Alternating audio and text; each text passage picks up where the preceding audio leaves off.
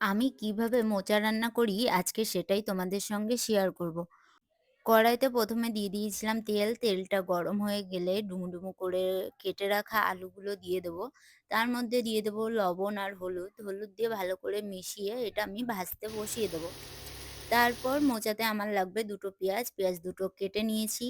নিয়ে তারপরে আবারও কড়াইতে তেল গরম করে তার মধ্যে শুকনো লঙ্কা, তেজপাতা, গোটা গরম মসলা ফোড়ন দিয়ে কুচিয়ে রাখা পেঁয়াজটাকে আমি ভালো করে ভেজে নেব, যতক্ষণ না লাল, লাল হচ্ছে।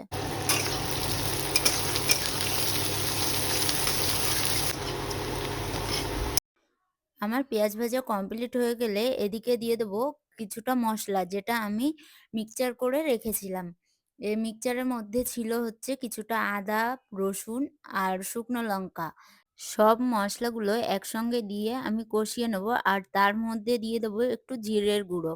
জিরের গুঁড়োটা দিয়ে আবারও ভালো করে এটাকে ভাজতে হবে যতক্ষণ না কড়াই থেকে তেল ছাড়ছে।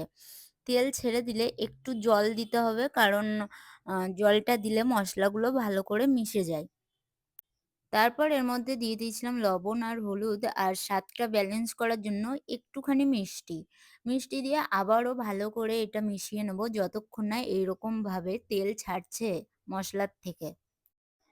মসলাটা ভালোভাবে কষিয়ে নেওয়ার পর যে আমি আলু ভেজে রেখেছিলাম সেই আলুটা দিয়ে আবারও মশলাটার সঙ্গে মিশিয়ে নেবো। এরপরে দিয়ে দেবো যে কুচিয়ে রেখেছিলাম মোচাটা। অবশ্য মোচাটা আগের থেকে হালকা একটু সিদ্ধ করে নেবে, তাহলে ভালো হয়, নাহলে শক্ত, শক্ত থেকে যায়। তো মোচা দিয়ে আবারও আমি মোচার সঙ্গে ভালো করে মসলা আর আলুটা মিশিয়ে নিচ্ছি। মিশিয়ে নেওয়ার পর মোচার মধ্যে হালকা একটু জল দিয়ে দেবো। কারণ জল দিলে সেই মসলাটা আবার মোচাতে ভালোভাবেই ঢুকে যায়। তারপর দিয়ে দেবো চিংড়ি মাছ। আমি মোচা করলে চিংড়ি মাছ দিয়েই করি, তার জন্য চিংড়ি মাছ দেবো।